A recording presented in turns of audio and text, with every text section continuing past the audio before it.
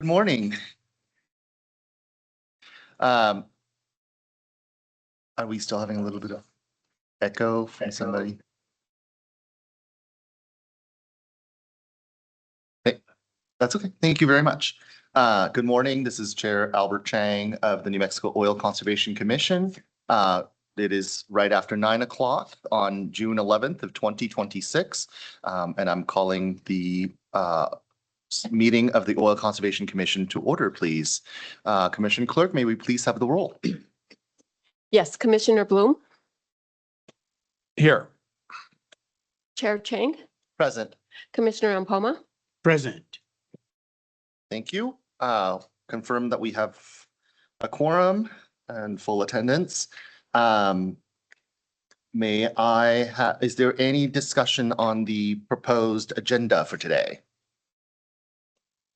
Mr. Chair, I would move to push the approval of the OCC minutes from the May 13th, 2026 meeting to our July meeting.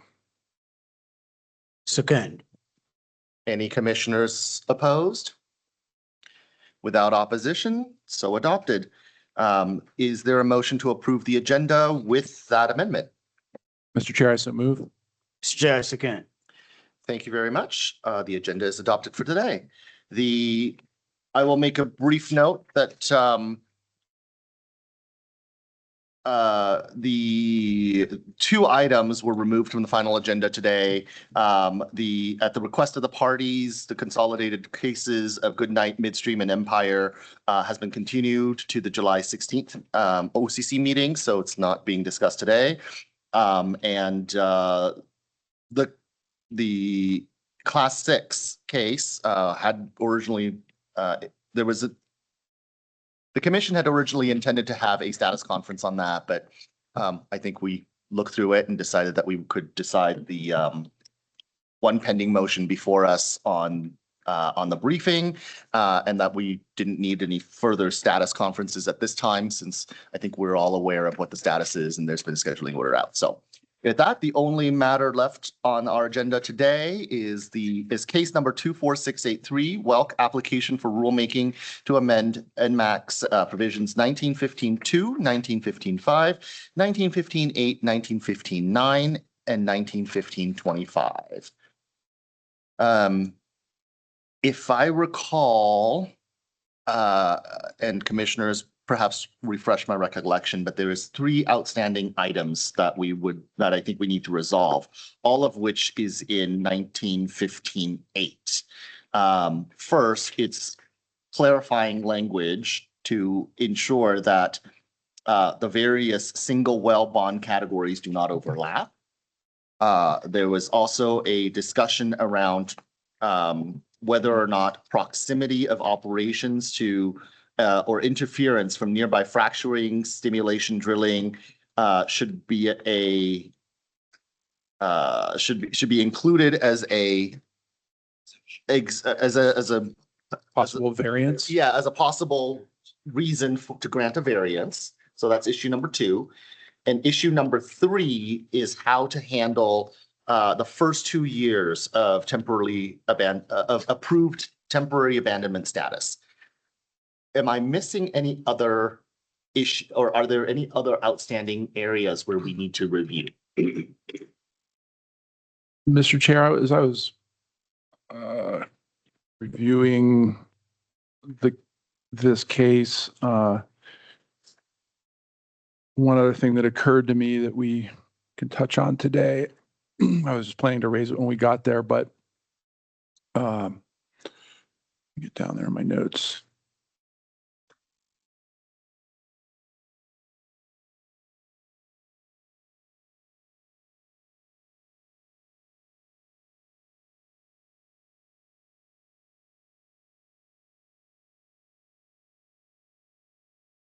If we were to look at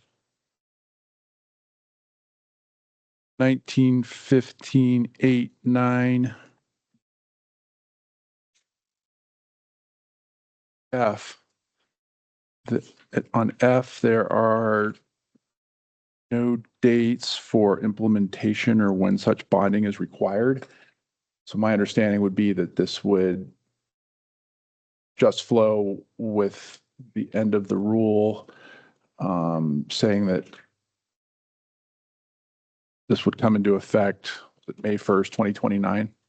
Well, at the very minimum, there's a question as to what the effective date should be, or whether it should just simply come into effect when the rule goes into effect. So I'll mark that down as another area to discuss and clarify. Because under D and E, we specifically state beginning May 1, 2029. So something to discuss. Sounds good.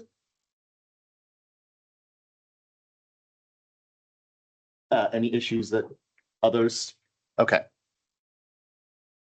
Okay, is there any one of those issues that the commission would like to take up first?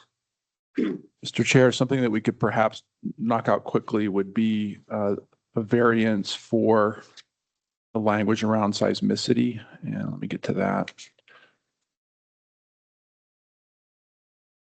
There's a list of potential variances or variants that NMOGA had in its alternative language. We went through all of them, and I think the one we were left I think we're adopting a variance for a physical impediment limiting the well's midstream takeaway capacity. But then we're also considering NMOGA's E, which says a proximity operation or interference, including nearby fracturing, stimulation, drilling, or operations impacting safe or prudent pressure practices.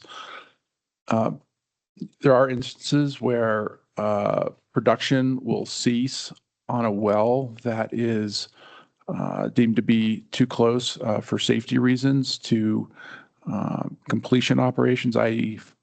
Fracturing or stimulation. So I think it would be good to allow this variance. I don't think it will come up very frequently at all, but I do think that would be the right thing to do. And I'd love to hear from Dr. Mpoma about this with his engineering background. Thank you, Commissioner Bloom. So that has been my argument that that is a safety issue. And certainly we were able to rule out most of the points that NMOGA raised that it still falls under the stipulated agreement. But I thought that that provision with regards to the stimulation operations and all of that was not really covered.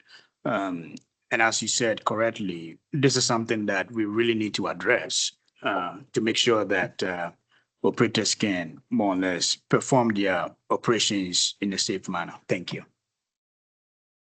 Okay, thank you. Perhaps, Dr. Mpoma, you could help me. Is a proximity operation, is that a technical term, or should it be a proximity of operations?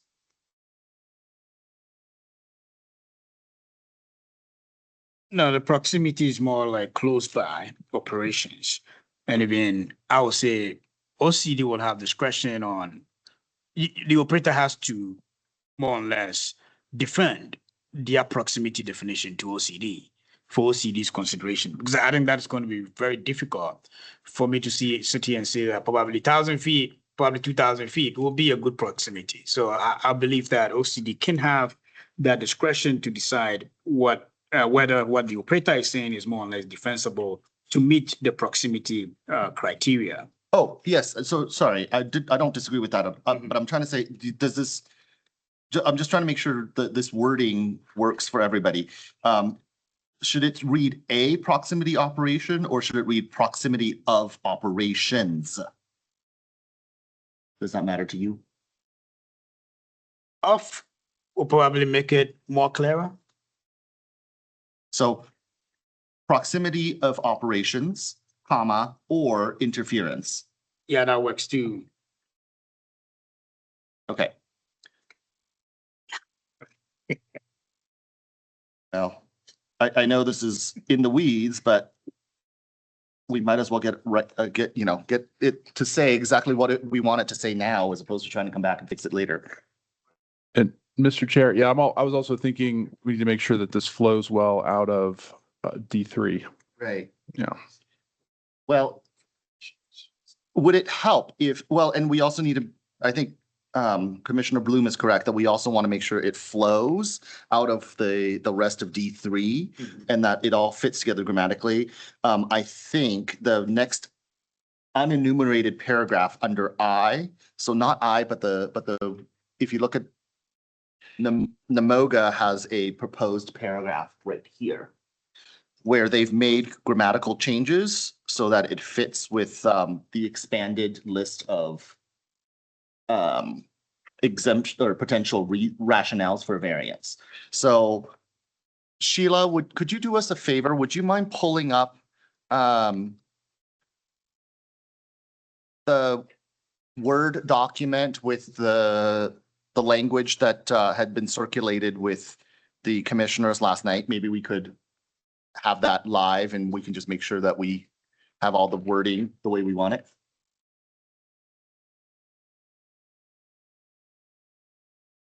Figured we could do it live and we can see it.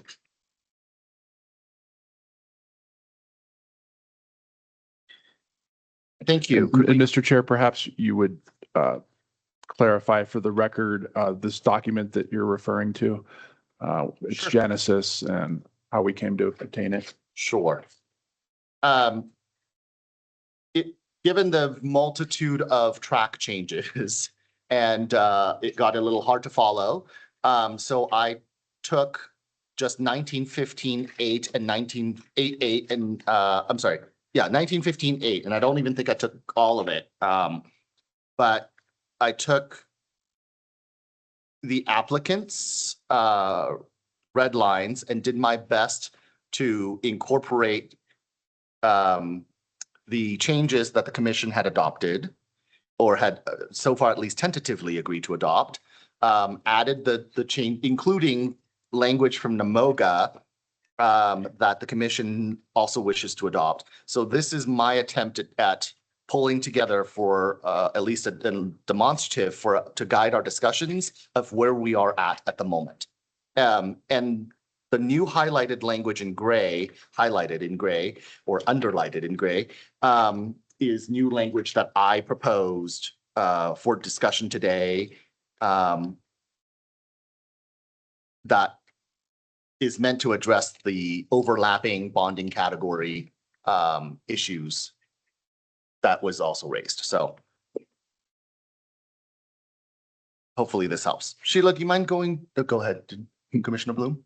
Oh, Mr. Chair, I was just going to suggest where we could perhaps enter this new variance language. Yeah. Yeah. And so I would go down to under D, under low producing wells 3, and we have the first sentence there. It says an operator of a low producing well may request a variance to the one well plugging financial assurance requirement of $150,000 upon a demonstration satisfactory to the division that there is a physical impediment limiting the well's midstream takeaway capacity, or there is a proximity operation or interference, including fracturing, stimulation, drilling, or operations impacting safe or Okay. prudent pressure practices. So let's give our commissioner and clerk a chance to maybe type that in. So capacity, comma, or proximity of operations.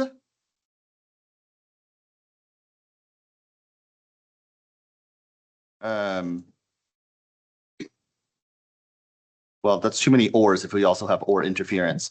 Would it be fine if we simply left it at interference instead of mere proximity? What if we simply started it at interference? Or interference from nearby operations. Okay, let's do that. Nearby operations, comma, fracturing, comma, stimulation, comma. Fracturing and stimulation is under stimulation. So you You can don't pick even out- need fracturing, right? Yes, you just do stimulation, yeah. Okay.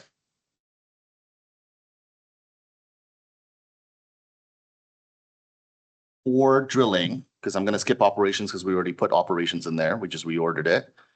Or drilling, impacting safe or prudent pressure practices.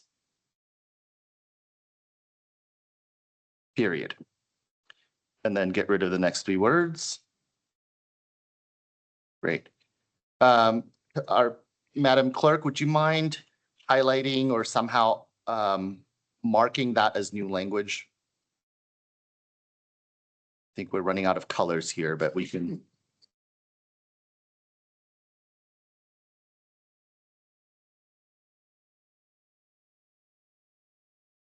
That works for me if Fine. that works for everybody else. Okay.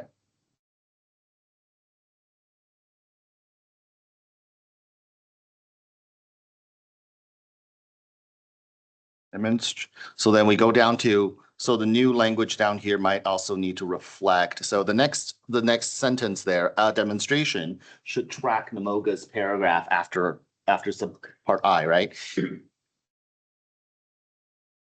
And actually, I like Namoga's suggestion that says the demonstration versus a demonstration. Do we care? Or do We'll go with we the. care always, but. That's Okay. the lawyer saying. So. Okay, so Commissioner Bloom. I'm fine with the demonstration.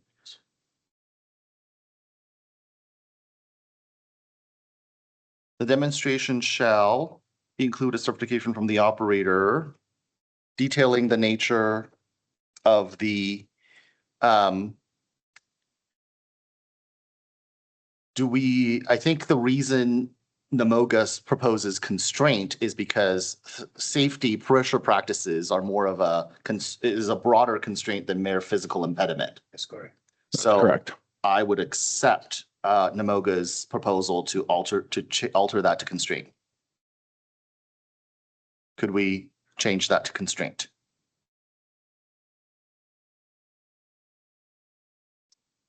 Okay. Then we'll delete physical impediment, Yeah.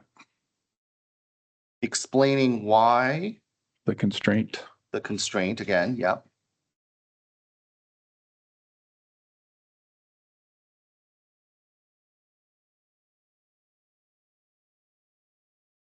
Is outside the yep.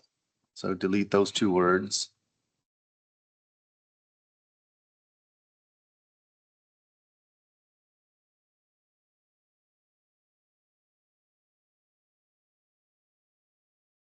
We want to delete physical impediment.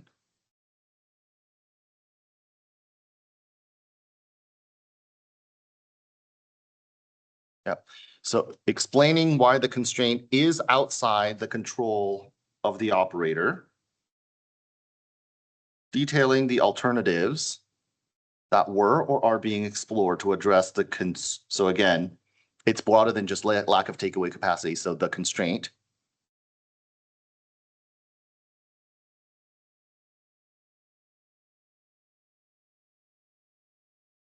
And an estimated date of when the constraint will be corrected.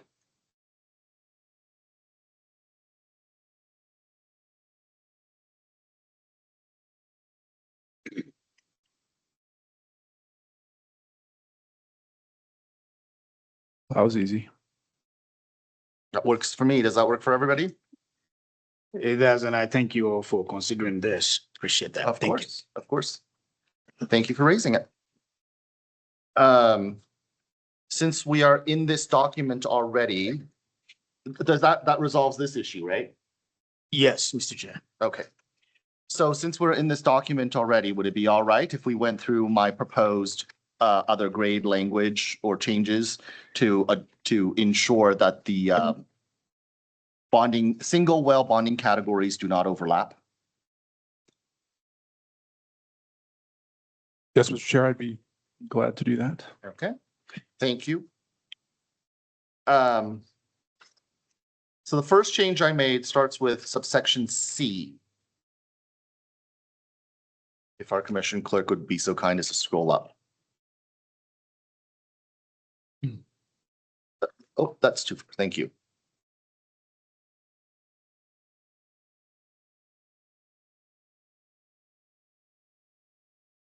So under subsection C, I think it originally said D and E, but I believe it's D, E, and F.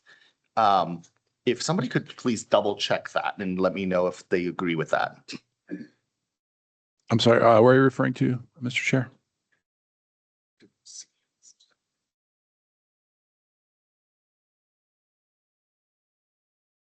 That is correct.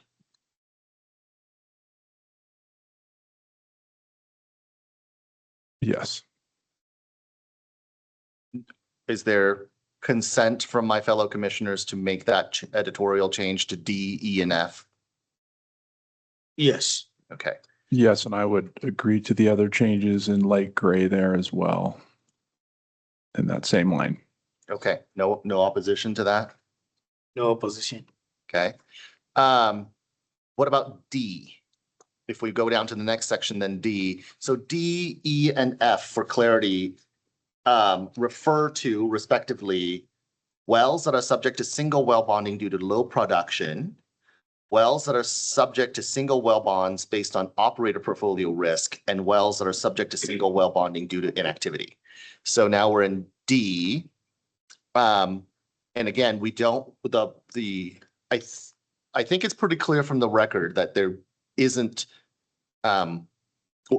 if anybody intended for these three categories to stack on top of each other to create, to create multiple overlapping $150,000 bonds on top of each other, you'd end up with a well that is significantly more bonded than the cost to plug the well. And there would be no evidence in the record to support bonding a well to hopefully not $450,000. And so that's not, if hopefully nobody had ever had that intent, if that was ever the intent, I don't think that would be something the commission could adopt. So we just want to make sure. So all I'm trying to do here is propose language where we can articulate how these three categories can fit together without any gaps, but not overlap.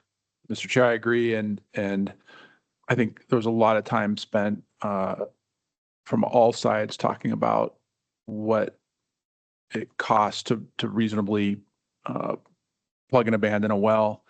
And we've landed on this number of 150,000. I think we heard numerous times the actual number was closer to 163,000, but it was rounded down for simplicity's sake.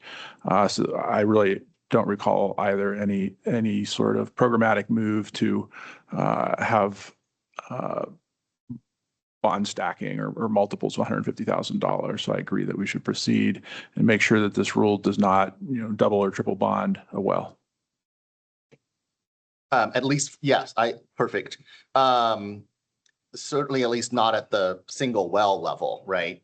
So financial assurance of 150,000 for each low producing well prior to transfer, unless the well being transferred is already covered by a one well financial assurance under section, so D2 right below is where I'm trying to capture the fact that after beginning May 1st of 2029, so let's say in 2030, you could have a well being transferred that is already bonded under D2. Because it's low producing, correct. Correct. And then it's transferred, and so you would not want it to be bonded yet again. Yeah, right. So it's already bonded, it's being transferred. So unless the well being transferred is covered by a one well financial assurance under subsection D2, and then E. So if something is already covered under operator portfolio risk, then you don't need another additional financial assurance, or F, which is inactivity. Yes. Mr. Chair, I would agree. Okay. Mr. Chair, Please. side note, under D1, we say, as of the effective date of amendments, the transferee operator shall provide a one well plugging financial assurance of $150,000 for each low producing well prior to transfer. I don't know if it's clear, if it changes the intent at all, if that were to be prior to transfer approval. I think that's what my understanding here is, that the OCD will not approve transfer until that bond is in place. But maybe yeah, it reads the same way without the word approval. I don't know. I think what you're trying to articulate is that in the real world, sometimes the approval to transfer and the actual transfer happen on separate occasions, right? They're not simultaneous and they're not synonymous. which I can see that. Yeah, I think that would be my concern, was that there might be a thought that there are other ways that wells are transferred, and this is about OCD transfer approval. Okay. I don't So have, maybe it should read prior to OCD transfer approval.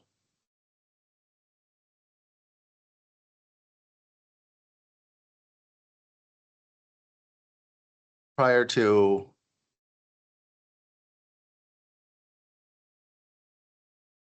Yeah. I see what you're saying. I'm struggling to wordsmith this a little bit. So essentially what will be happening is the transferee operator will provide the one well plugging assurance for each low producing well before the OCD gives transfer approval. I think that this is where this is going. I think this is where we want that to go. I don't know if the transfer is clear enough.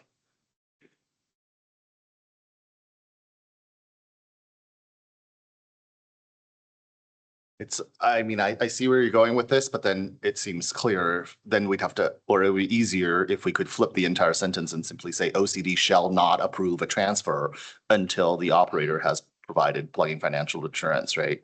Because that's really what you're trying to get to. I think so. Transferring Yeah. operator shall provide a one well plugging financial assurance.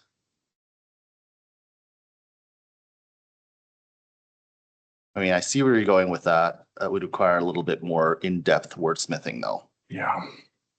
Which we could do, but on the other hand, I don't know how much wordsmithing we want to do, and we could have some unintended consequence as well. I'm trying not to, but this is a pretty interconnected, complex rule in some ways. So perhaps we just leave it as is. Would you mind if we, I mean, I think you make a fair point though. Would you mind if we have our commission clerk, our Madam Clerk, put a comment bubble flagging that as an issue so that we can maybe think about how to wordsmith this without Yeah, I'd be fine to having to do park this this live? for a moment. Yeah. Okay. Madam Clerk, would you be so kind as to just put a review comment bubble about how prior to, I mean,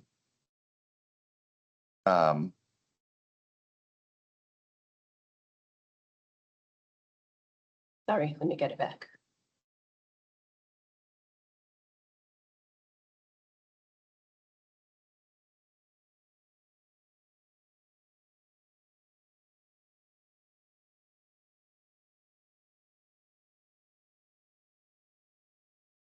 or you could just highlight it, whatever is easiest, just a reminder.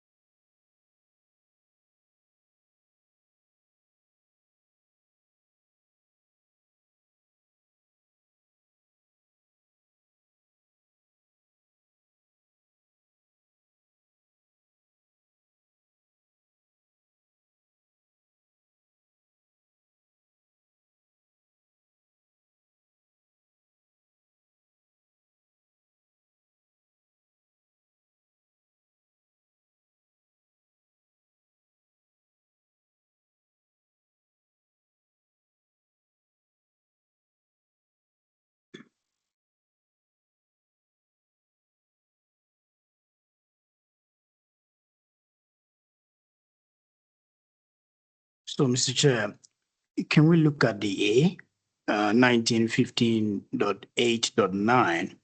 In there is a statement that requires OCD to approve.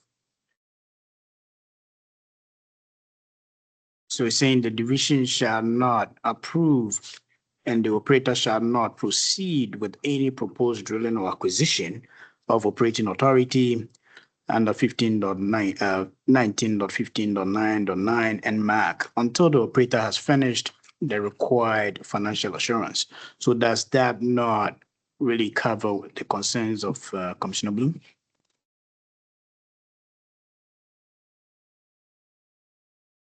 That's a good, thank you for pointing that out. We'll give Commissioner Bloom a chance and we can all review it.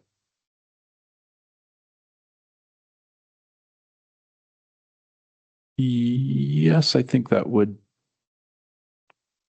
cover it.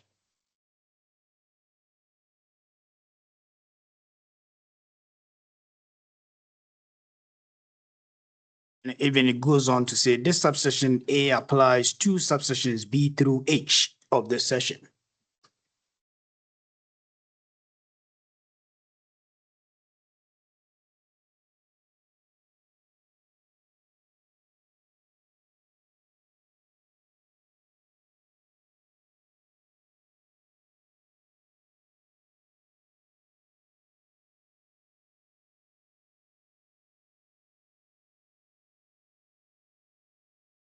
Let me take a quick look at this again.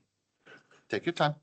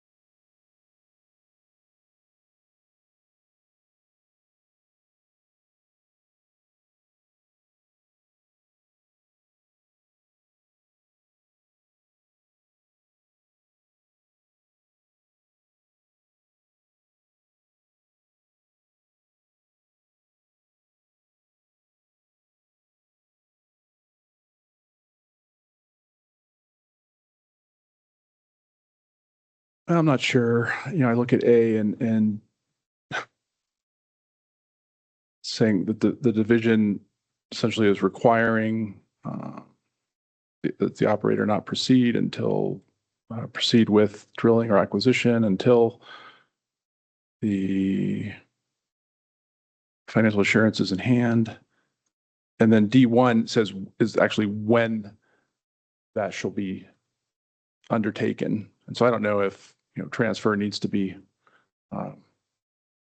elaborated on. Yeah, you're still questioning whether the 150,000 needs to be furnished prior to mayor approval of the transfer, or whether it merely needs to be furnished by the time of the transfer, right? That's what you're trying to get at? That's correct, yes. I don't know if it needed more clarity or not. I mean, perhaps it's fine, just as transfer, but I we could can also see it say going. OCD transfer approval. Well, I think I can see it either way, but did you have a comment, Commissioner Mpoma? So Commissioner Bloom, on this one, I do see acquisition of operating authority more or less closer to the transfer too. Right? Do you see it differently? No, I agree. I agree with you.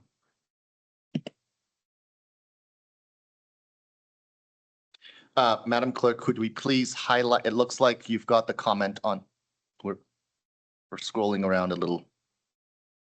We're not on the page here. Scroll up, please. Too far. Okay, stop, right there. Okay. Let's say you got the comment on the NMAC part. The words I think that we need to highlight here for discussion later is transfer or prior to transfer. So right before it goes gray, maybe you could highlight that in bright highlighter yellow or something along those lines. So just the word transfer. So Mr. Chair, you have a variety of options, but I think the best position right now is the first 2 days of deliberations. You've identified problems that were stated in the record, and you've tried to come up with a solution. After the second day, you couldn't find a solution offered by the parties that today you're trying to come up with your proposed language to these problems. I would stick to things that have been identified by the parties as problems and coming up with solutions. I think if you're not sure of language now and it hasn't been identified in the record as a problem, I would defer to the parties that spent years on this, on the language. Thank you. Sheila, could we have it in yellow? Not gray, yellow, bright yellow.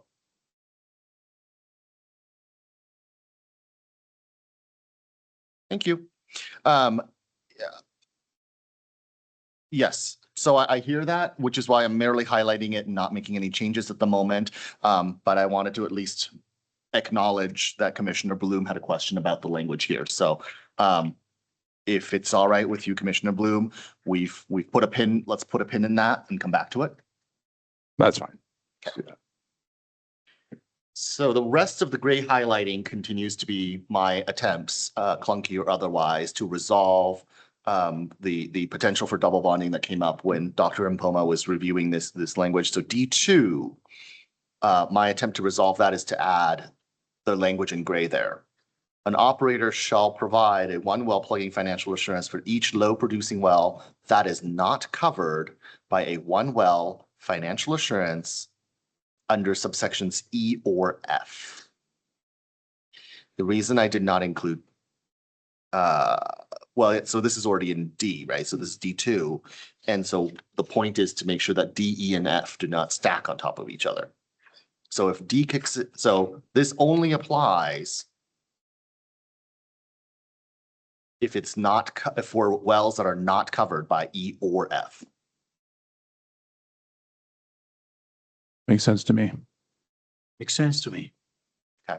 The next two are just me clarifying that or wells, we're talking about specifically low producing wells, or one or more low producing well instead of well or wells.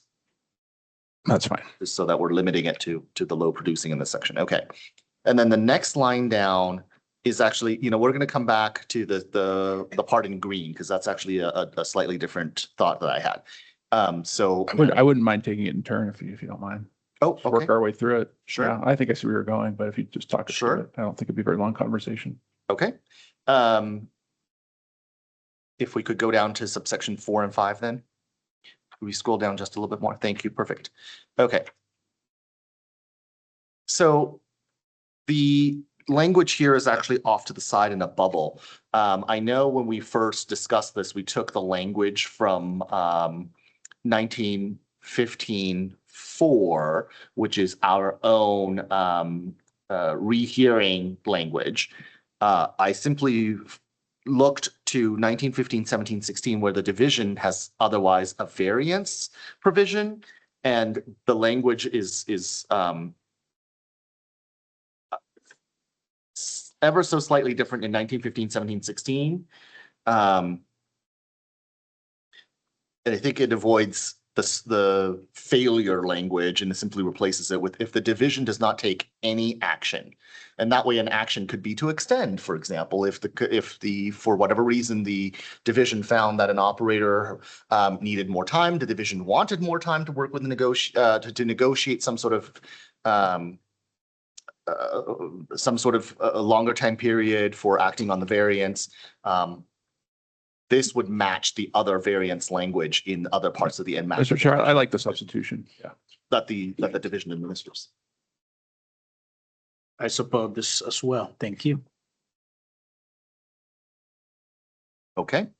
And then the rest of it that's highlighted is simply the language that we had otherwise already discussed. Yes. So, Mr. Chair, I sent an email that the language that you agreed upon that I sent to you inadvertently left out a sentence that was in Namoga's proposed language. So I don't know if that last sentence was intended to is what you wanted, or was you carried over my error? The division.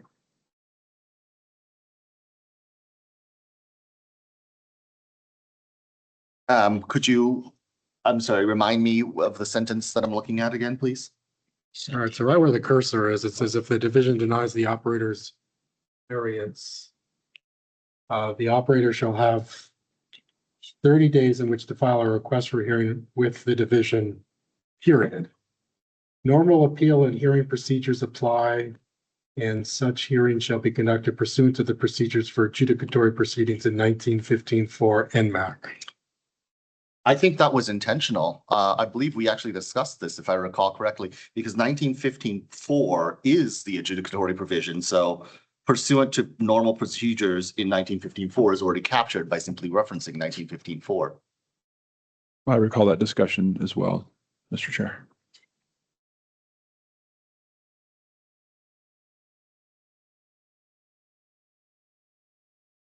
Yeah, I remember we discussed about just ended at 19.15.4 and MAC.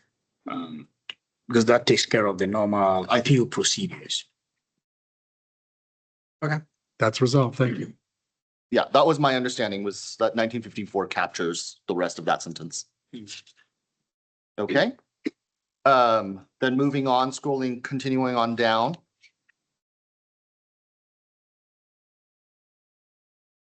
This is an unfortunate page break. I apologize, but the intent here is for E. So now we're talking about wells that could otherwise be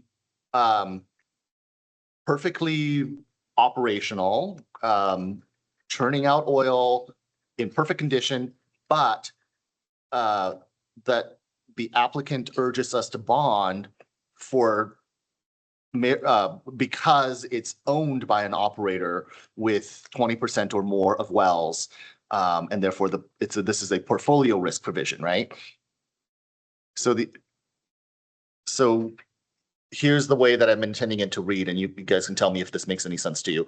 Beginning May 1st of 2029, an operator with 20% or more of their wells in inactive status, approved temporarily abandoned status, or expired temporarily abandoned status, or a combination thereof, shall provide a one well plugging financial assurance in the amount of $150,000 for each well that is registered to the operator, comma, but not covered by a one well financial assurance under subsection D or F.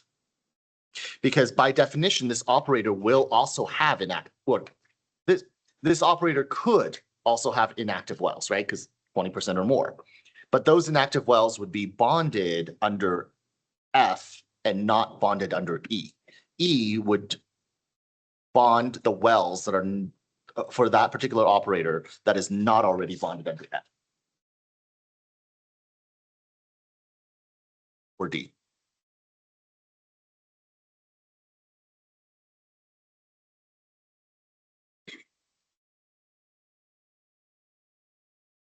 Mr. Chair, that is correct. I agree. Okay. Thank you very much. And then for F, I didn't make any changes because everything else references back to F already. So I agree. I don't think we need to say that F only applies if the others don't apply. But you tell me if I'm I had to think about this in like 3 dimensions and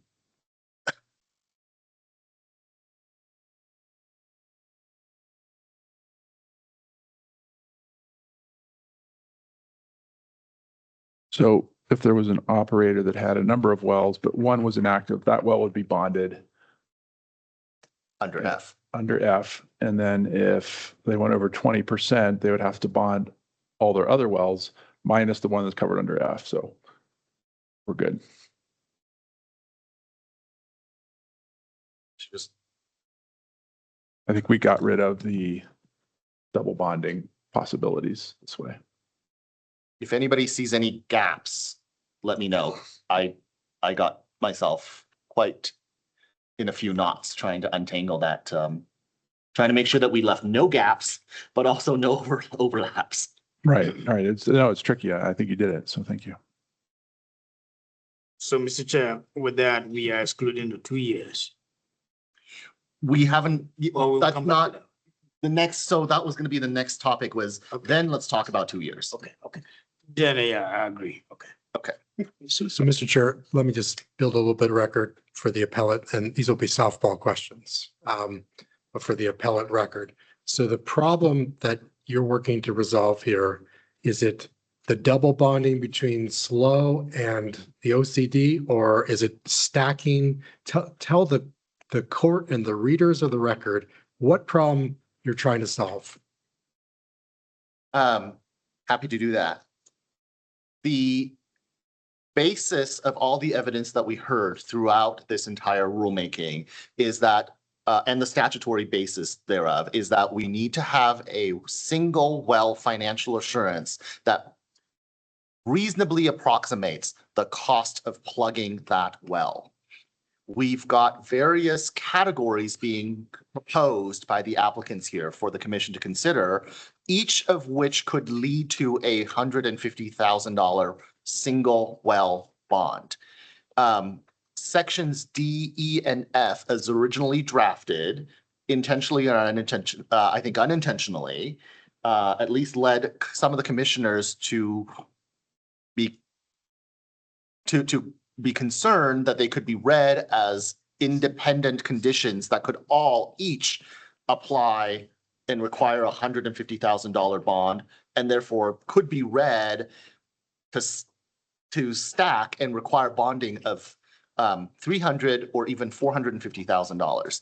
That would be beyond the scope of the evidence of what was supported and beyond what the statute would allow. And so we are trying to clarify that these three provisions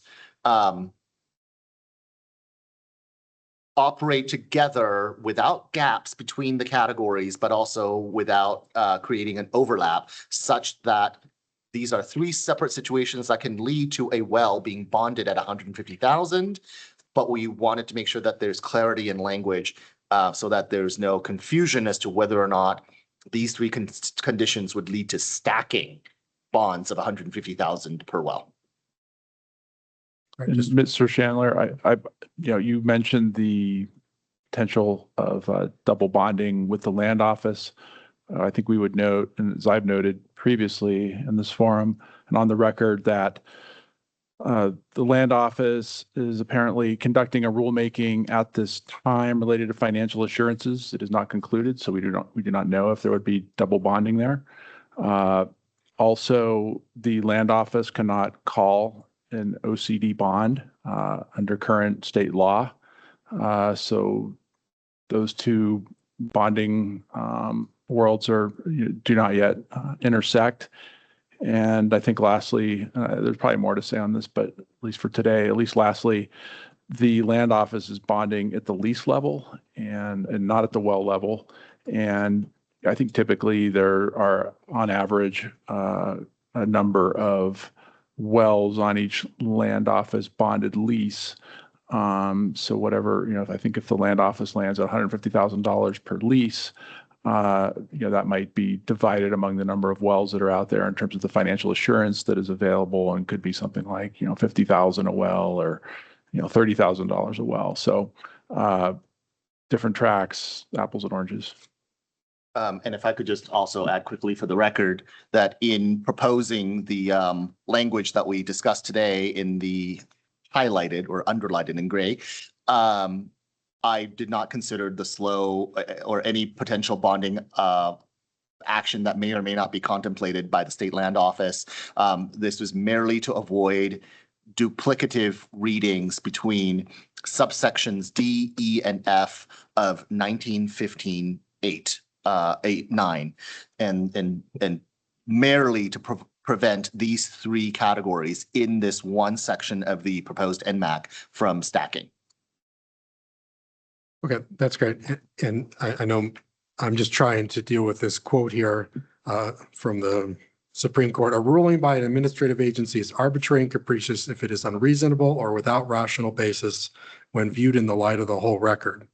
And I think that for the reader, you guys have provided your reasonableness, your rational basis, and reviewed in the light of the record.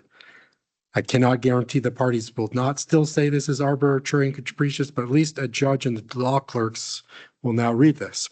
My final point is, Chair, if you could just talk about your credentials for a minute, because you're offering these things not as a public member of the chiropractic board, but as, I guess, the governor appointed chair of the OCD. So if you could just spend like 14 seconds telling the judge who you are, so the judge might provide some deference to you. Sure. So I am a licensed professional engineer in the state of New Mexico. I am also a licensed attorney in the state of New Mexico. I am serving at the pleasure of the governor as the director of the New Mexico Oil Conservation Commission, and as by operation of law, therefore also a member of the New Mexico Oil Conservation Commission, and sit here in that capacity. And certainly while I proffer language here in order to address the concerns raised by my fellow commissioners. I think my fellow commissioners are also very experienced commission members who have gone through many rulemakings and have raised and have been very thoughtful and detailed in reviewing the proposed language in front of them. And we've all worked very hard to try to make sure that we adopt a rule that is as clear and as implementable and as fair to the public and stakeholders as we can. Yeah, one last thing. I swear you said you were the OCC director. Oh, I And apologize. I just want to make sure, because the courts do not know the difference. So let's just spend another 13 seconds talking about the difference. I'm the director of the Oil Conservation Division, which is a division in the Energy, Minerals, and Natural Resources Department. In that capacity, I report to the Cabinet Secretary for the Energy, Minerals, and Natural Resources Department. By operation of law under the New Mexico Oil and Gas Act, the director of the Oil Conservation Division sits on and typically chairs the New Mexico Oil Conservation Commission.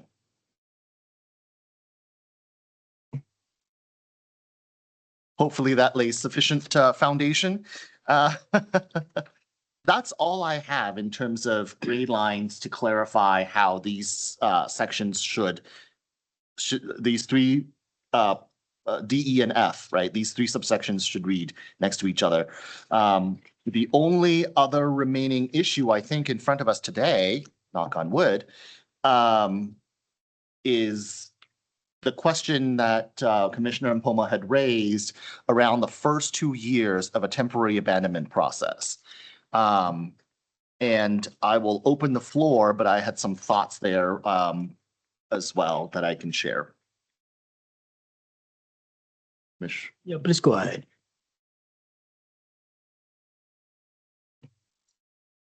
Madam Clerk, would you mind pulling up the demonstrative that I also shared last night as I was trying to map out how all of these different provisions fit together and how these issues might interconnect?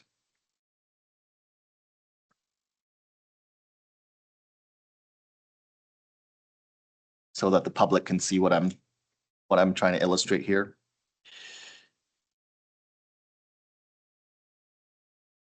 Thank you. Would you mind scrolling over just a little bit so we can see that first full box in its entirety? Great, thank you. So, oh.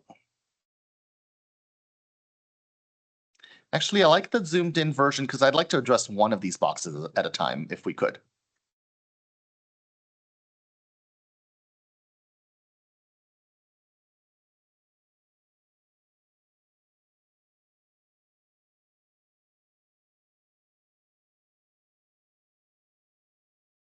Okay.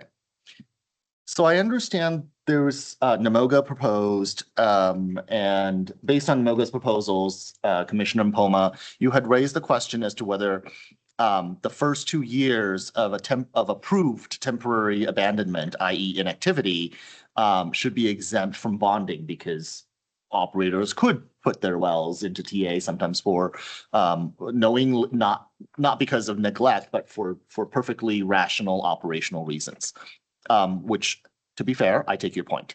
The active well, but the way I currently see these provisions stacking together, blue lines is my very rough attempt at trying to figure out when a well could go from a mere blanket bond to a single well bond. And broadly speaking, we could have active wells that become that could a single we may have an active well that becomes necessary for single well bond merely because of the operator risk, right? So that's the first short blue arrow. Then you could skip that step completely and go from an active well only subject to a blanket bond to a well that is subject to a single well bond due to low production. Yes. You could also skip the low production completely and you could go from a regular active producing well straight to TA status, right? So those are the three ways. And then the yellow arrows is where I'm drawing where you could have changes of status of your well. And in fact, they probably should be double-ended arrows because people can take wells out of inactivity back into low production and vice versa, right? But the point is, I left them in yellow because there would be no change in the bond status. It would be 150 to 150 to 150. I had a question as to whether I was trying to understand the point that you were raising, Commissioner Mpoma. And if we could scroll down to the next chart, Madam Clerk.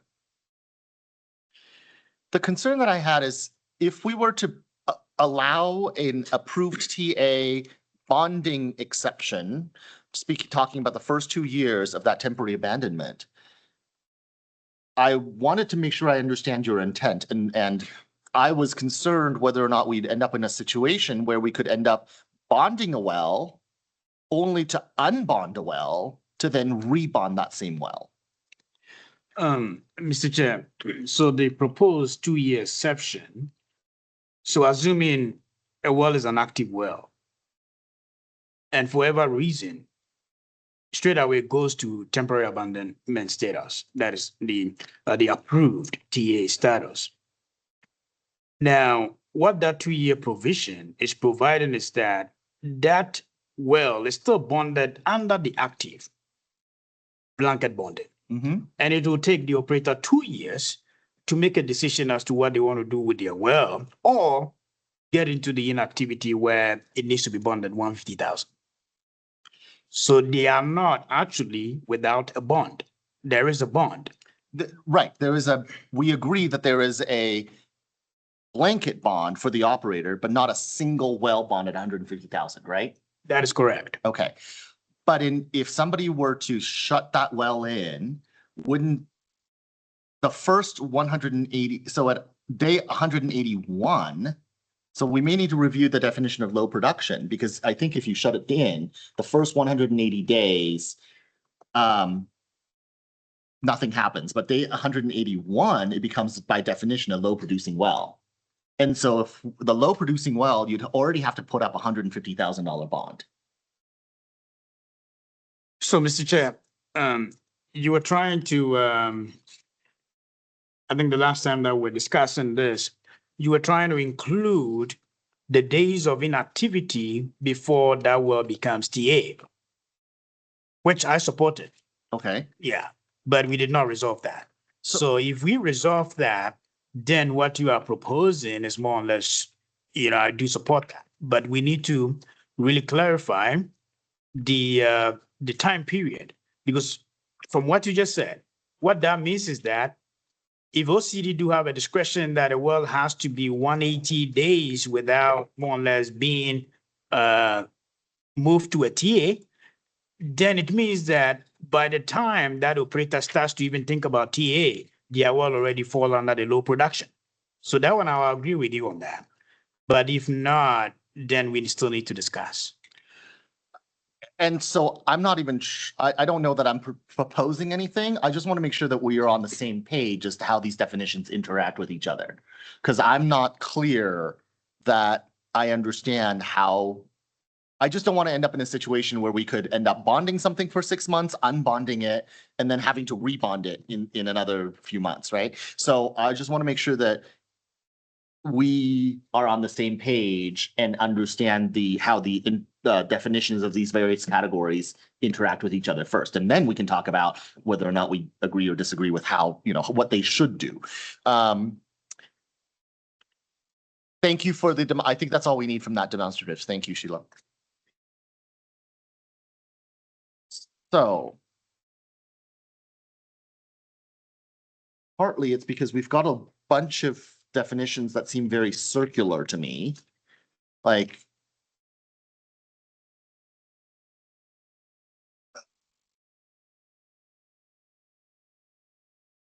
so low producing well means an oil or gas well, at least as proposed by the applicants, right? That produced less than 180 days and less than 1,000 barrels of oil. So if it's been shut in for more than 180 days, then it can't have produced 1,000 barrels of oil. And Mr. Chair, So that is correct. But don't you also believe that there could be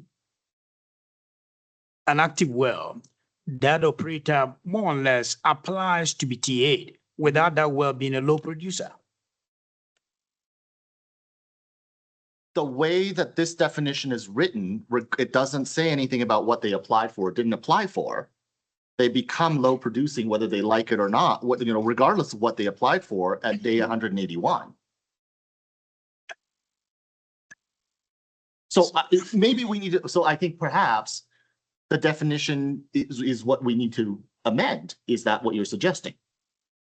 Not necessarily. So my understanding is that Nemoga is requesting. So if you remember, I mean, the applicant to OCD, it was not the original intent to use an activity well to more or less come out with a 20%. It was mostly on the low producer wells based on all the evidence that we heard, and based on the joint stipulation, they now move to use the inactivity wells, which I support because those are the higher risk wells, right? But after that, then Nemoga is thinking, gosh, there's a possibility that an active well will straight away become a TA well, and they still want to keep that 2-year provision in there to avoid operator moving straight away from active well under the blanket bond straight away to, let's say, 150,000 individual single well bond. Now, what that is going to do is you're going to see a lot of premature plugging of wells because an operator will look at, do I need to plug this well at 150,000 or put a bond in on it for 150,000? So you're going to have a lot of operators moving straight away to more or less plug their wells to avoid the bonding. And that will more or less cause waste where we are more or less not producing more because wells can be worked on to produce more. I couldn't disagree more. The $150,000 is not a cash. I mean, there's multiple instruments here to provide financial assurance. I know that I have carried more than $150,000 worth of financial assurance when I drive a motor vehicle. And I suspect that all three of us up here, if not more of us, all provide more than $150,000 worth of financial assurance to drive our own vehicles. So the idea that financial assurance is the same as the cost of actually conducting that activity is not correct at all. So merely being insured for that's like saying people will burn down, look, homeowners insurance is a financial assurance, right? So if somebody has $150,000 worth of financial assurance on their home, as in like having homeowners insurance for $150,000, that doesn't mean that's not the same as spending $150,000 to rebuild your house, right? Those two things don't connect. And also, so I guess I would go back to, if we're so afraid of bonding a temporarily abandoned well, then what are we doing bonding? Then why would you be okay with bonding a single well that might be producing, theoretically at least, producing at an extraordinary rate, going gangbusters, merely because it's owned by a operator with other problems in their portfolio? Mr. Chair, so this issue was discussed extensively, So what I'm just saying is that I'm looking at a situation where a well is an active well. Okay, a well is an active well. Yes. That, for some reason, let's say they have to do a workover on that well to increase the production or do something, that well needs to be TA'd. Yes. For a short period of time. Now, what Nemoga is saying is that for that situation, that well should be spared 2 years and be excluded from the 150,000 single well bond for just 2 years. Okay. For the operator to decide what they really want to do. Now, if let's say that well is already low producing well, okay, if that well is already low producing well, then that well already bonded at $150,000. So that well do not necessarily fall under the situation that I'm describing. So that is the one that I really want us to really work through.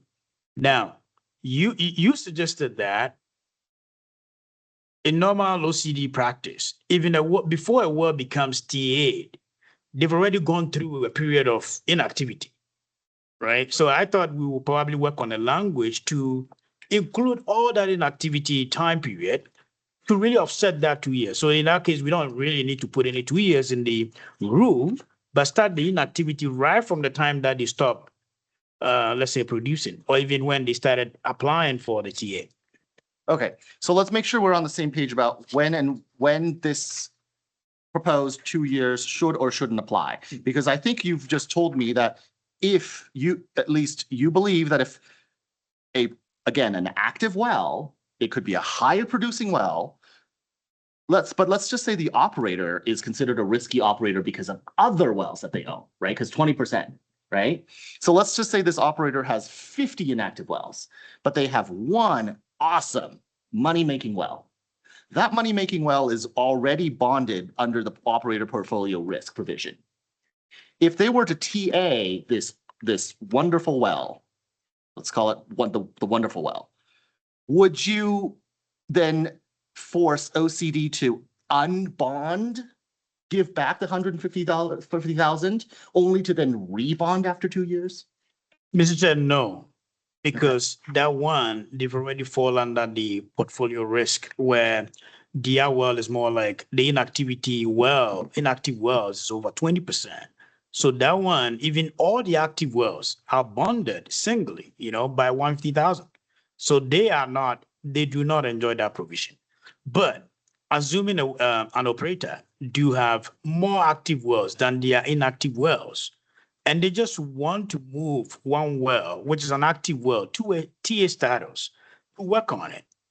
That is where I'm coming from. Okay, so then maybe I just don't understand Namoga's proposed language the same way you do. So would you remind me again the page that I can find the specific Namoga language that impacts this? I believe it's page 25. Page Namoga's alternative language, yes. It's page 24 of 105. Okay. Yeah.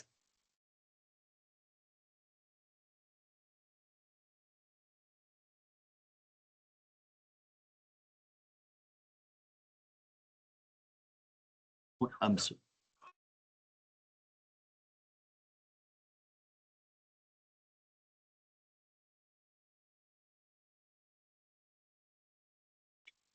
And Mr. Chair, let me say that what Namoga is proposing, they do not include the time that the well starts to be inactive. And you made a case that well, before it even becomes TA, it has already enjoyed multiple days of no production.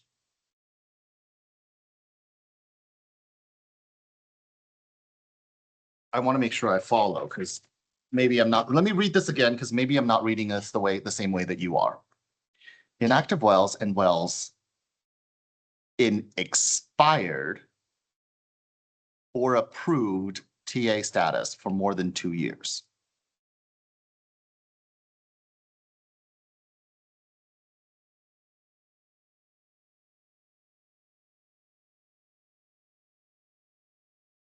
I see. So I think you're saying that based on the way we drafted the previous provisions, if D doesn't apply because it's not, or except this is not D, this is actually F, right? F, yes. It's mislabeled as F, yeah. So I think what you're saying is because if F doesn't apply, the D and E would still apply based on the way that we've drafted the language above. That is correct. I see. So if we go back to this little diagram, so this wouldn't, so here to here, this doesn't exist. That is correct. But we preserve this. That is correct. Okay. Now I'm on this, now I'm on the same page. Okay. Well, in that case,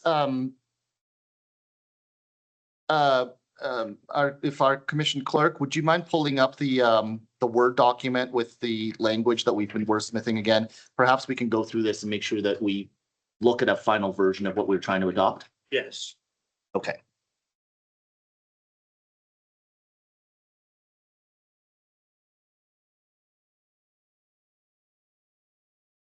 Could we go down to F in that?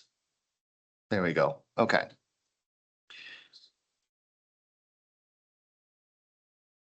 So what parts of Namoga's language would we be adopting here?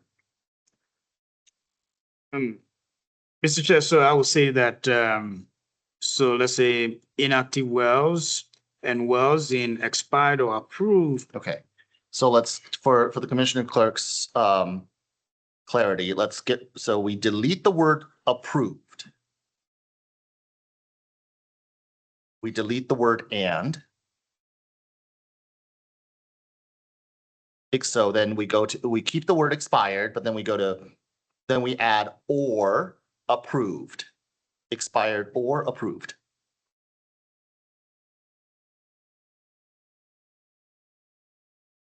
And then at the end of that sentence, before the period, we add the words for more than 2 years.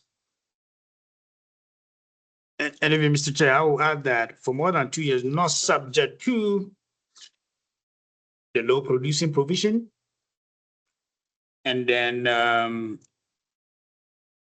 I think the low, yeah, because you had a point about what if that well is a low producing well? I mean, that well already needs to be bonded at 150.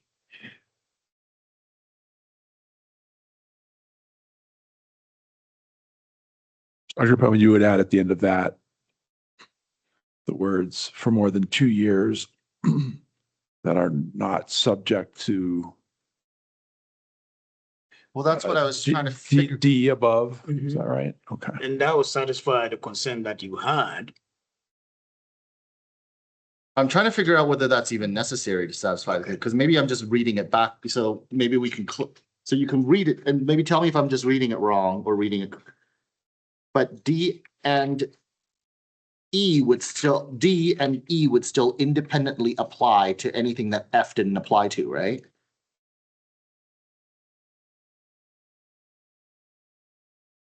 Because isn't that the gray language that we just added today was to make sure that D and E would still independently apply?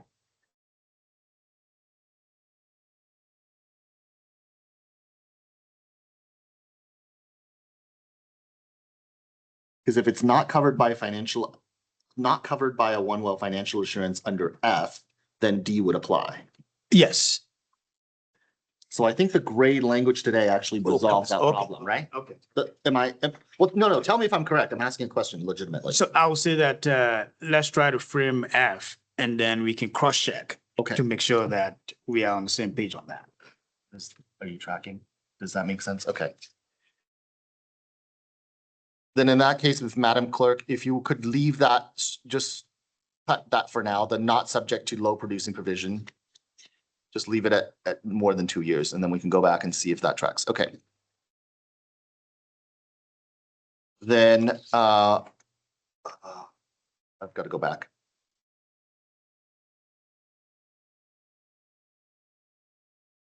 And Ms. Apodaca, if you could, I think I sent you some language this morning. If you could pull that up, I might have a better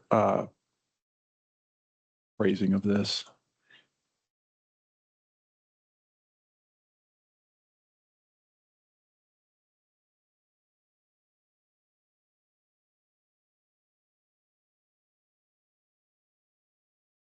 Okay, then that's because that was what I was concerned about is having to unbond low producing and operators. Okay. So as long as we're on the same page about what we intend, then we can figure out how to make the language read the way we want it to read. Commissioners, if you look at your screen, there might be a clearer way to state this. I believe as we currently, or as we just had on the screen a moment ago, there could be some confusion around whether expired TA wells that are expired TA would have a 2-year grace period as well. I think this clarifies exactly which wells would be treated and how they would be treated.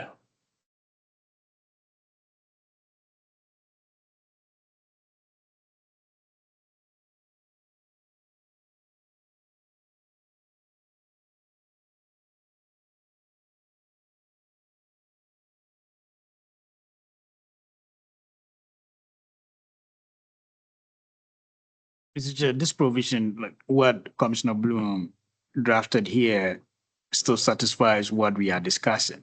So.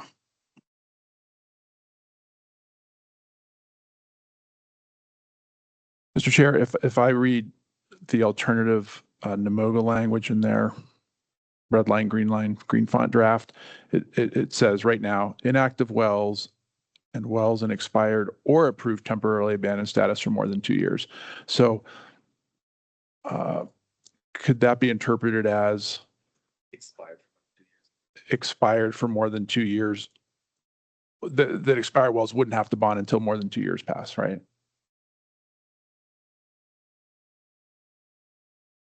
So I would change the first line and then the second sentence as well to clear that up. And the comma kind of does the magic, I guess. Yeah.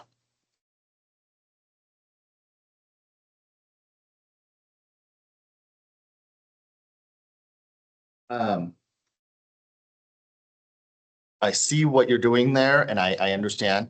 For record purposes, I was going to go with the proposed language from NEMOGA and just clean that up. Like, because we could write it, that way we can say, you know, but we're using something that's off the record. Well, tell me if this works and then we can go back to that.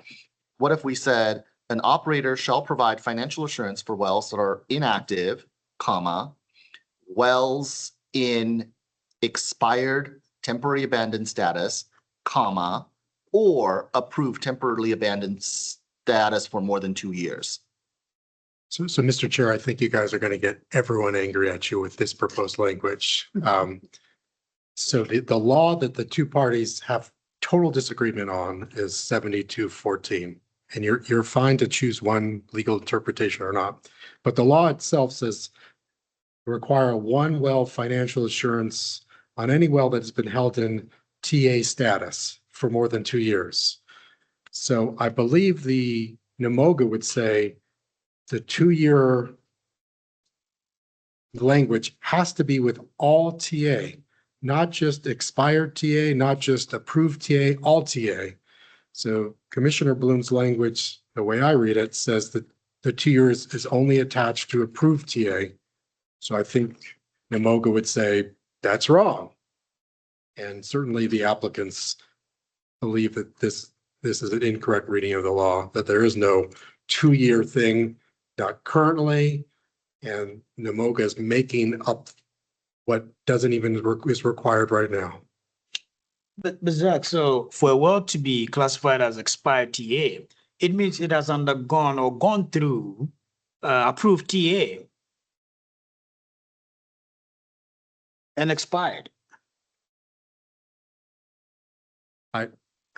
Commissioner, I understand your point. I'm just seeing that NEMOGA's language, the 2 years seems to modify both types of TAs, not just one type of TA. So let me look at 70-2-14 again. It says the OCD shall require a one well financial assurance on any well that has been held in temporarily abandoned status for more than 2 years. So if I may just jump in real fast, we had this discussion on Friday, I believe. In my reading of that provision, it says more than, so we are required to bond wells that have been TA'd for more than 2 years. It is silent as to what we should or shouldn't bond under 2 years. So that's why, in my view, now I understand that is probably not, or that perhaps is not, I don't want to assume, that may or may not be the views of any other parties, but in my view, we can bond TA'd wells that have not been TA'd, that have been TA'd for less than 2 years, but we certainly don't have to. And so that's why I think the law here gives us latitude to split the baby if that is where we want to go. Now, as a matter of policy, whether that's where we want to go, certainly still up for debate. And I would be fine simply saying, as soon as you're TA'd, you're bonded. I mean, why are we bonding a perfectly good, you know, the good, excellent well that I was just talking about earlier, our perfectly producing well, our wonderful well, if we're not going to similarly treat, if we're not, if we don't have the resolve, if you will, so to speak, to bond a well in T8 status, then what's the point of going all the way out and bonding even low producing or wells that may simply be owned by an operator of concern? Mr. Chair, I also, with the first part of your statement there, I went on at some length about this last week on the record about the discretion we have under 70-2-14. And I agree with your comments that it's clear that we can require a one well financial assurance after a well's been held in TA status for more than 2 years. And I believe we have the authority to do so, under that as well. The legislature spoke on what happens after 2 years. Does not tell us anything about the first 2 year period. So. And Mr. Chair, so the expired TA is a new language that has been added. Mhm. So from what Zach is saying, Zach, definitely there's no way I'm going to support a provision that gives 2 more years to expire TA wells. I mean, I will not support that provision. It definitely has to be a well that has been approved. Because now they've made that distinction by defining what the expired TA is and then also approved TA. They've defined that in the new rule that we are working on. So we can or should be able to really read through the lines to make sure that we are not really giving 2 years grace period to expired TA status wells. And I was the one that introduced the word grace period, and I think I gotta fix that again. The way I understand, everyone has a bond. It's a continuing bond. No one loses a bond and gets a grace period where they're not bonded. It's just as a bookkeeper, if you have an active well, let's say you're the operator, and you're like, as the operator, I want to, as an operational side, I want to make it an inactive well, okay? As the bookkeeper, I'm like, you know what? I love the blanket bond. It's much more affordable. Can we keep that blanket bond as long as we possibly can? And I think your proposal is like, yeah, they should be able to keep it at least 2 more years. Whereas the applicant's proposal is like, no, bookkeeper, as soon as that becomes inactive according to the definitions, you have to do maybe the more expensive bond. I think that's the debate. And I apologize that I ever used the word grace period to give the readers of the record to think that there's a period of time when someone is free of bonding. Yes, I don't think we're, or at least I'm not under the impression that that the blanket bond would ever not apply. What we're talking about is whether the 150,000 single well bond applies and when it should apply. And I think the question is now limited to, so I think it sounds like we have all agreed that if a well is already low producing or already an operator portfolio risk bonded well at the single bond level, at the single well level, that from my understanding is all 3 of us, and correct me if I'm wrong, but all 3 of us agree that we should not be unbonding a low producing well or unbonding an operator portfolio risk well merely because it goes into a TA status, right? We're only talking about the situation where we're going from a perfectly good active well with no other single bond applicable, single well bond applicable situation, going straight from this non-single well bond situation into inactivity, whether or not this little bubble right here on the corner of whether there should be this white box right here. I think that's what Dr. Mpoma is talking about. It's just this white box. Okay. Now, as a matter of policy, we can still debate whether or not that is grace, that or that well, certainly to use Dr. Mpoma's language, whether there would be we certainly don't want to create a situation that could lead to waste, right? That's certainly, now I don't, as a matter of policy, I don't think that it would lead to creating waste, but we can certainly debate whether or not the precise contours of how far we should bond that's exactly what we're here to do.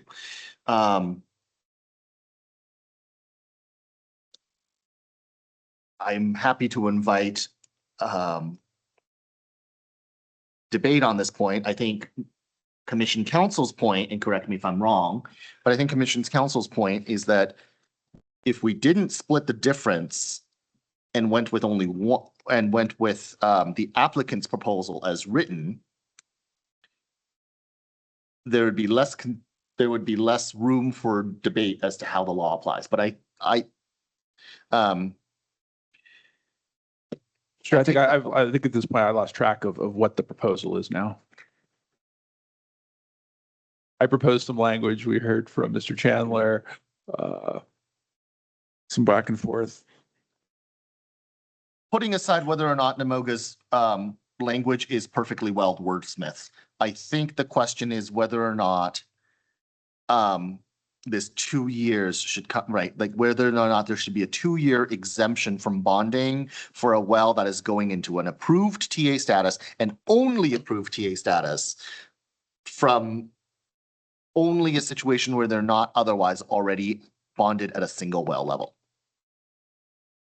That is correct. So, Mr. Chair, is it possible for us to look at Commissioner Bloom's suggestion and then try to see if we can rework on what Namoga is proposing to still more or less adhere to our understanding and not necessarily Namoga's understanding? Please, this is the time to debate.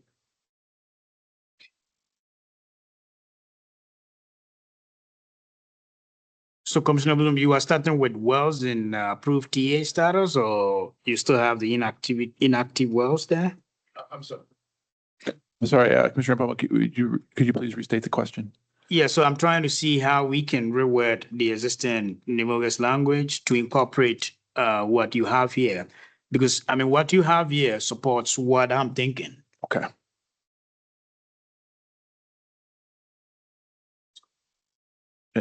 Mr. Abadag, I think we might need that language back, please. Thank you. So if you can help us where we can rework on the F to incorporate the understanding that you just showed to what is here, because Chair doesn't want us to really change a lot.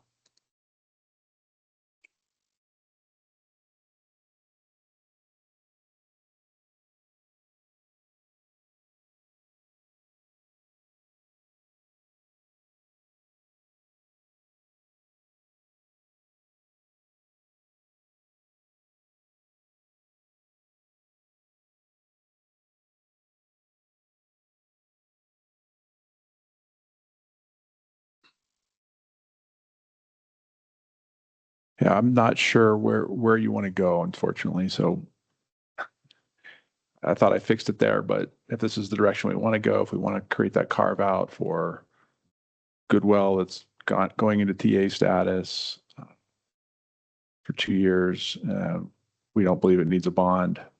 I think we heard a lot of testimony from all sides that wells that are in, was it 90% of wells that were in TA status have been put back into production in 5 years, right? Yeah. So, yeah, that's, so the concern is wells that are out past 5 years, 7 years. At that point, there's very little chance that they would go back into. But what we are discussing right now will force operators to more or less come back quickly instead of waiting for the 5 years. They will come back quickly. Within 2 years. Within 2 years. Potentially, avoid- yes. yeah. Yes, there'd be a little financial incentive Exactly, to do that. Yeah. So, Mr. Chair, I mean, what would be the problem if we just use what Commissioner Bloom has here and then replace that? Because I do see that that clearly more or less satisfies the intention. I do not have any problem using that language, but it sounds like you have some concerns there. I will, so I'm not sure, so is this gonna go after, are you proposing that this goes after an operator shall provide financial, like how, where does this fit into here? It sounds to me that it's starting the whole of F with this language. We are replacing the first part and second part of F with this language. Yes, let me lean over and show you, Mr. Chair, we'd be, where it starts with F, we would and the word inactive, we would cut all that and go all the way down to through the end of the first sentence, end of the second sentence. I'm sorry, not the end of the second sentence. We'll get to the second mention of the word status before the comma there. That's what we replace.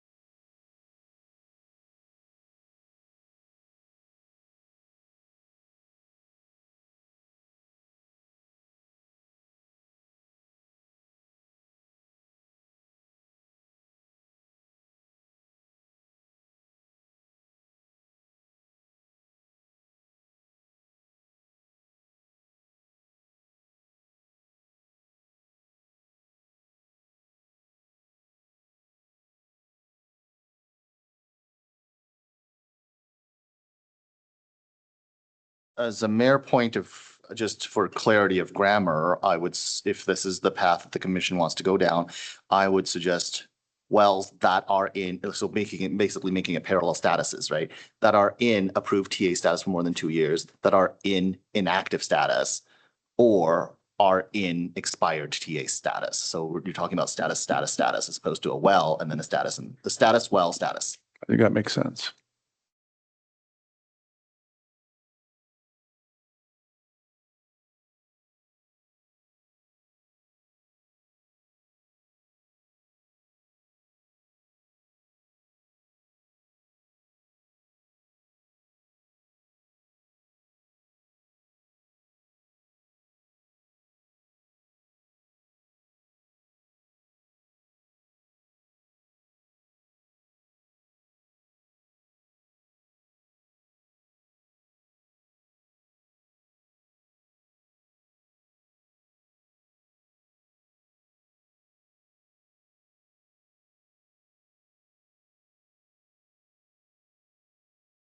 An operator shall provide financial assurance for wells that are, so the way they have it is inactive. Is that a blue pen? It's fine.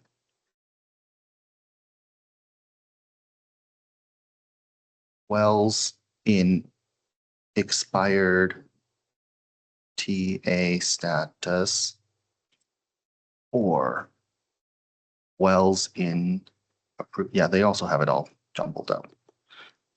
Wells in approved temporarily abandoned status for more than 2 years. Okay.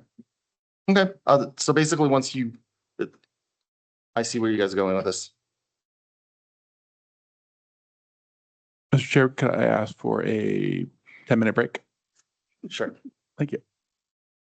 Well, I'll call a recess. Let's come back at 10:45.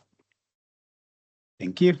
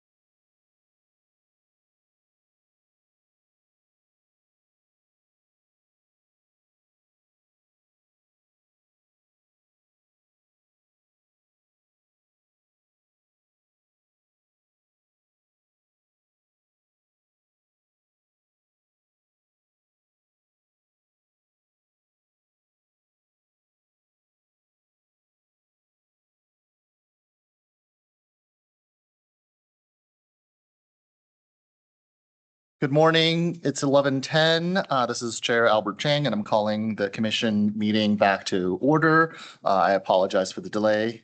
I think we need to pick back up where we were talking about the temporarily abandoned status and the language for subsection F of 1915-8-9 and MAC.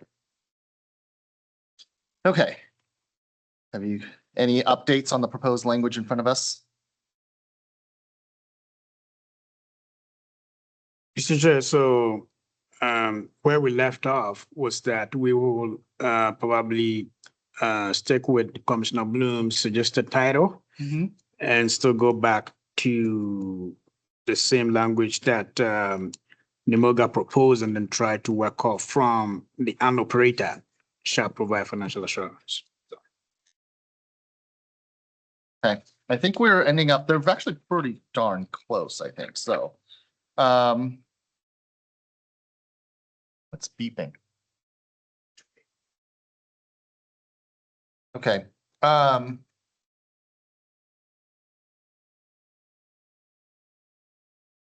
Wells.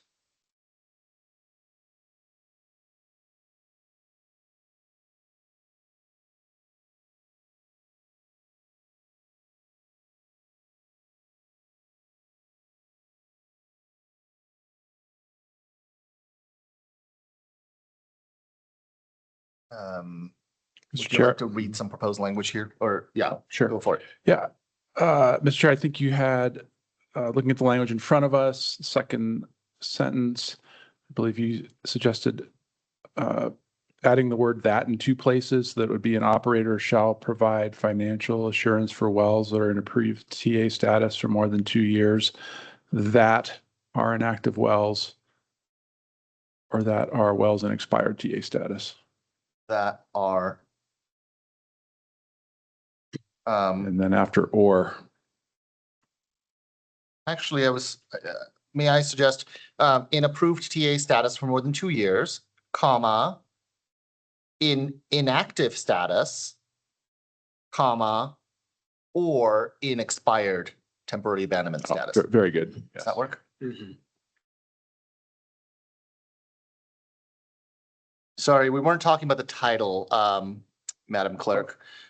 Leave that for a second. So that second sentence, an operator shall provide financial assurance for wells that are in approved TA status for more than 2 years, comma, in inactive status. So change that to in, get rid of R. Inactive status. So delete wells and put status instead.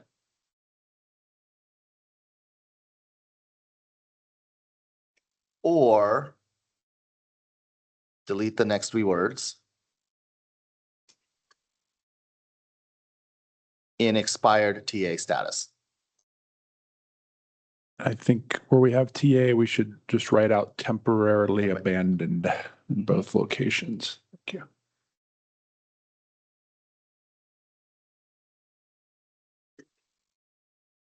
Then, Mr. Chair, I would like to ask us to consider ending the second sentence at the word status with a period.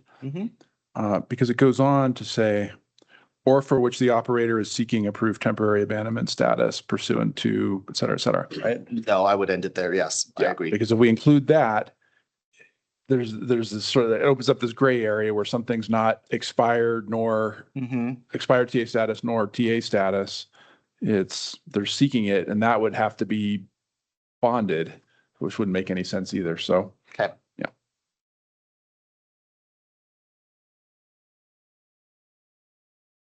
We're done. Sheila, Madam Clerk, would you mind copying that language into the earlier, so that we can consolidate the documents for our commission council to review? Mr. Chair, while the clerk is working on that, will we receive I think what make this request. I would request that we all receive a copy of what we have approved so far, where this is at now, and we review it and bring any changes. Well, I don't know if we can. Yes, I guess we need to bring any changes to the next meeting. Yeah, I'm fine with that. I was imagining this as a, and I can either call a special in order to make it happen a little faster, or we can wait until the next commission meeting. But I think it's given the number of deep dives we've gone into many of these sections. I agree that I think it would be helpful for us to have a final draft to review as a whole package up or down as like a third reading, if you will, right? Third reading of a bill. Yes, Mr. Chair, I think that's exactly how we should proceed. And I need to note as well that I'll be out in July and we'll miss that meeting. So I don't know if we want to reschedule or, and if we want to do a special for this, I would certainly be open to that as well. Okay. Let's finish the wordsmithing here and then we can schedule, and I think we're done as far as I know, right? Yeah. And then we can schedule the next meeting and then we'll be good. Okay. Let's just read the, now we reviewed the rest already.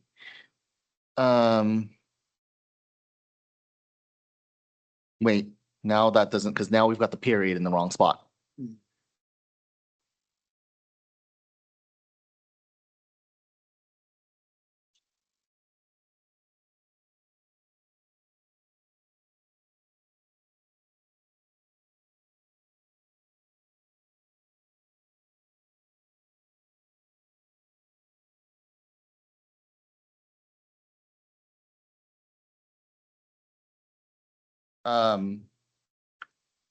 So, May I?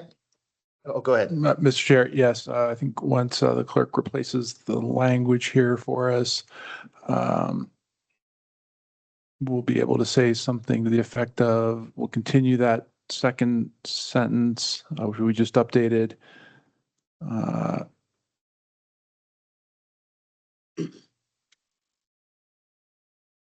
Yeah, that needs to somehow link to the 1 and 2, number 1 and number 2 below, correct? So we need to delete all of, first, let's get rid of the the bolding for that first, the full sentence, and starting with an operator all the way to statuses.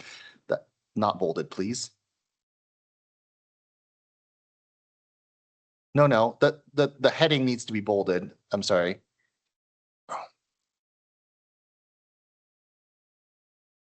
Yes. Yep. So unbold that, right? Okay, now I would delete the words or for which the operator is seeking approved temporary abandonment pursuant to the MAC. Get rid of all of that. And yep, so now it should read or in expired status in one of the following categories. I agree. Thank you.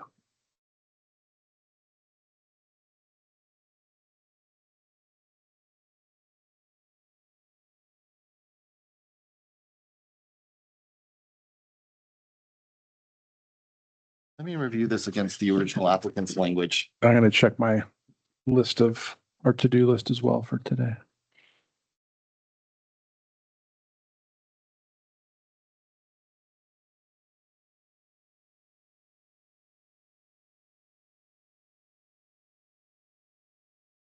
Where is 9F? Shall provide financial assurance for wells that are.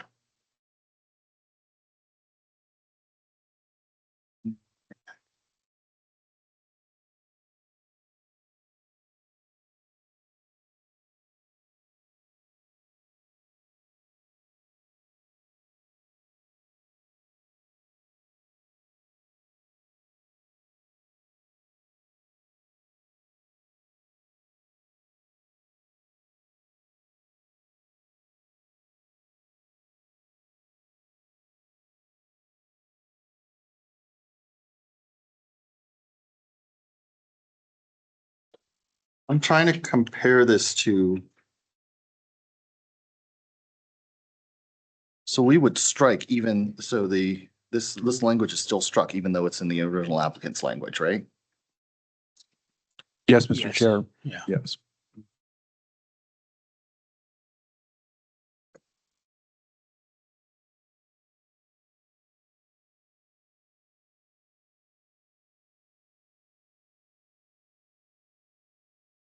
Wells that are in approved temporarily abandoned status for more than 2 years.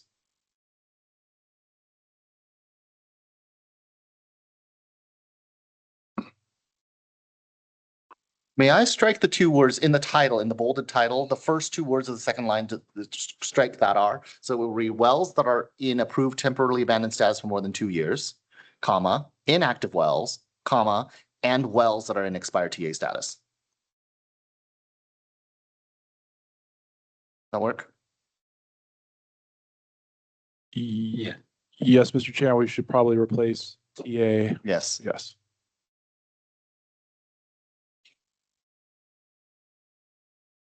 And again, down below in this next sentence, we have TA again.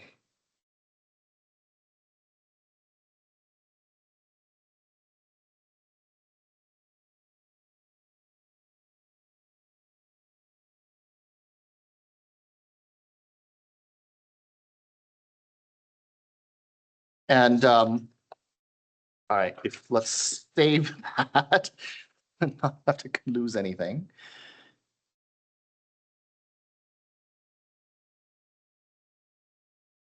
We got through my list, Mr. Chair. I Okay. can't think of anything else.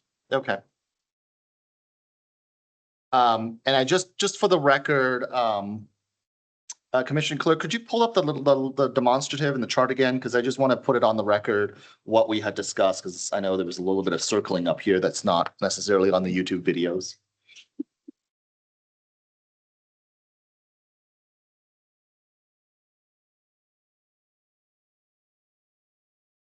All right, so I just want to confirm with my fellow commissioners our understanding and for the understanding of so that Commission Council can also make sure that what we came up with actually accurately reflects what we intended to do. Could you scroll down to the bottom, Madam Clerk? No. Just where we were at when we first started. Yep. And then if we could put the whole box on the screen, so scroll to the side a little bit. Thank you so much. All right, so we've got active wells at the top. So in that first blank box at the top, we've got wells that are not subject to single well bonding requirements, at least not mandatory single well bonding requirements, because they are active wells that are eligible for a blanket. We are not, I think the commission agrees with me that the situations where we have the red arrows are not acceptable to the commission. We're not going to have wells subject to a single well bond due to low production. We're not going to let it have an exemption from a single well bond under for that as a 2-year period. We're not going to allow that because we're not going to have something unbond only to come back and rebond. To the extent that we had this whole discussion as to the 2-year exemption for approved temporary abandonment status, that our intention is only to have it apply to the situation illustrated by the longest blue arrow in the far right, where we're talking about a well for a that is for that a I don't want to use the word perfectly good well, but an active, good producing well owned and operated by an operator without an unacceptable level of portfolio risk, going straight into an approved temporary abandonment status. And if it's not going to go into if it's not being approved for whatever reason, if it does not go through that approval process, it would still end up landing in bonded as inactive or abandoned.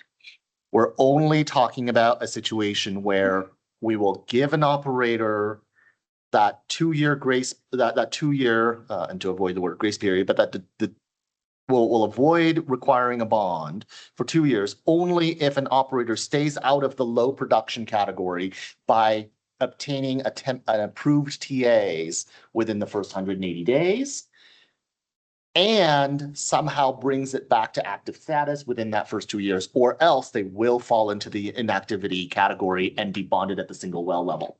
Correct? And also I just want to confirm with the commissioners that the intent is to not allow this 2 years to be renewable. That it is a one-time 2-year period only, right? That is correct. Mr. Chair, that's correct, and I believe that's how it reads. Okay. If commission council finds that that we've missed the mark in how we drafted it, please do let us know. But that is the intent, and I want to make sure that the intent of the commission is laid out clearly for the record. And Mr. Chair, so if you look at the F, the last sentence is saying covering all wells of operator subject to subsection D of 19.15.8.9 MMAC, meaning that is a low producing provision. Thank you. Excellent. Thank you so much. I don't think we need that demonstrative anymore. I think with that, we've wrapped up the sort of second reading, if you will, of the second reading stage of this rulemaking. Is there anything else before I move on to other items on the agenda for today? So, Mr. Chair, just to summarize, we'll get a final draft to review. We may have a special meeting to work through that, and might potentially reschedule the July meeting in my absence, depending on what is on the agenda. In that case, while I have the commissioners, if we don't mind, is this a good time for all of us to take a quick look at the at our agendas to see if we can perhaps at least hold some potential times for us to meet again, especially if you're not available in July? Because that will also impact, I think. Well, actually, no, you're not involved in Goodnight Empire, right? So that could still stay on the books. Yes. Thank you.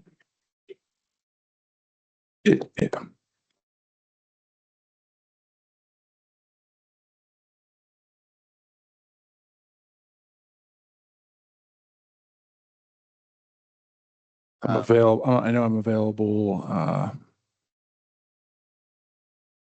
most of the week of Monday, July 6th, and most of the week of Monday, July 20th.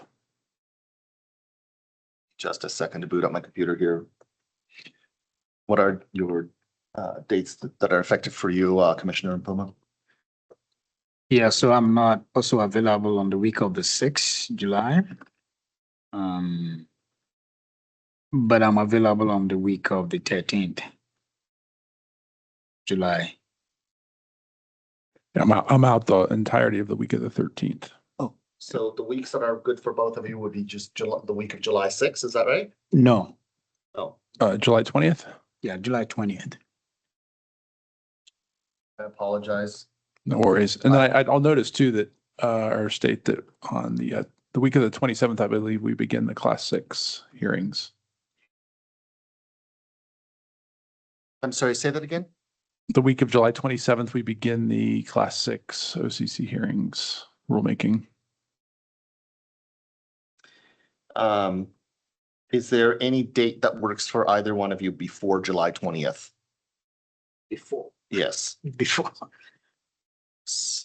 Maybe Commissioner Blumi go first because I'm Sure. very flexible. Yeah.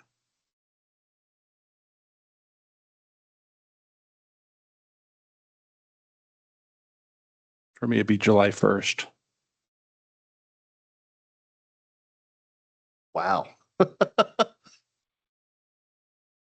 Because the week of the 6th is out. Week of the 13th is out.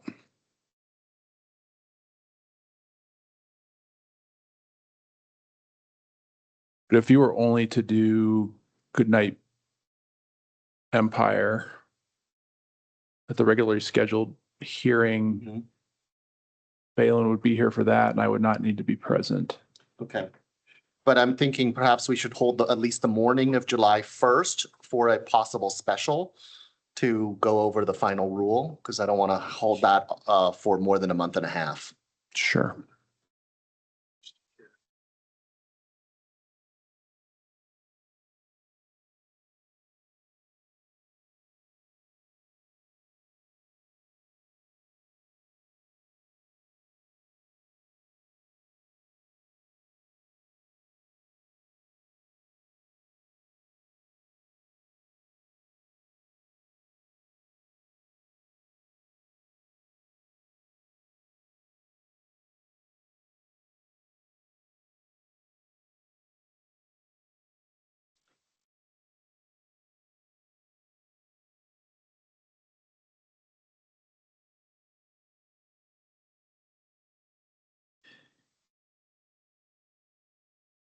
I can also make myself available the last full week of June, if that helps. No, so the first works. I get back to Albuquerque on the 30th, Okay, so I can be here on the 1st all of right. July. So let's hold July 1st as a possible. Would that give, Commission Council, would that give you enough time to prepare a final, draft with the commission's review? Yes. Well, I could move my afternoons too if necessary, but for now, let's hold the morning. Hopefully, if we're looking at a final draft for an up or down vote as a whole, with only a few, hopefully, we won't need the whole day. Mr. Yeah, we've been surprised before, so I'll make the whole day available. I have some things I can reschedule in the afternoon, and if we need more time, we'll have it. Okay.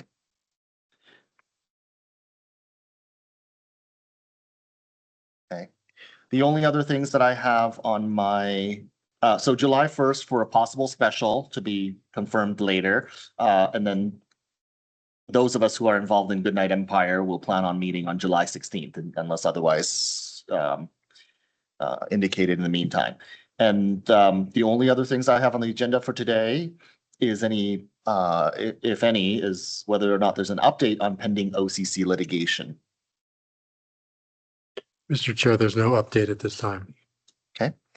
I don't have any other business unless commissioners have any other business to propose. No, Mr. Chair, All right. In that case, I'll take a motion to adjourn. I so move. I second. Any opposition? Without opposition, we're adjourned. Thank you all very much. Wow.